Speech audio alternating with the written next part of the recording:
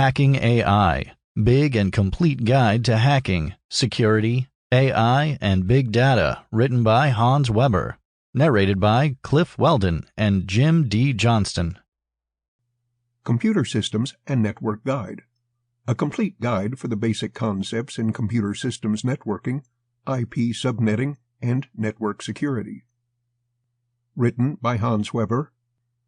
Narrated by Cliff Weldon and Jim D. Johnston. Introduction. If you ask someone what hacking is, they will typically tell you that it is someone that penetrates the security of a system and gains access to it. That is surprisingly not what it always meant.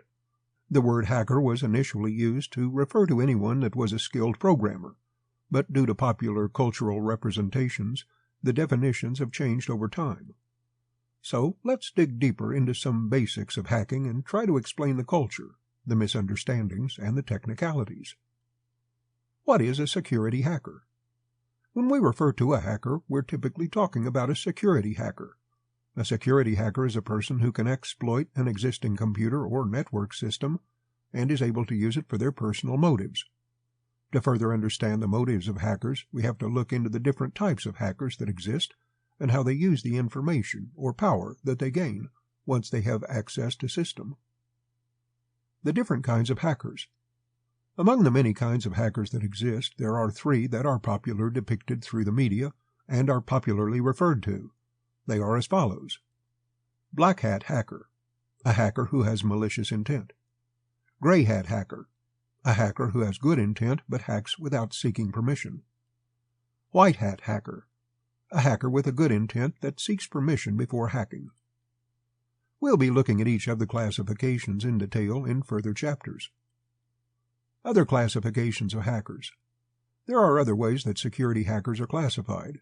These include classifications by the skills of a hacker. Some of the following are commonly used skill-based classifications. Elite hacker, the most skilled hacker having extensively exploited systems. Script kiddie, a hacker that lacks experience and uses pre-written scripts. Neophyte, or newbie or noob, a hacker who lacks both knowledge and experience. How does a hacker hack into a system?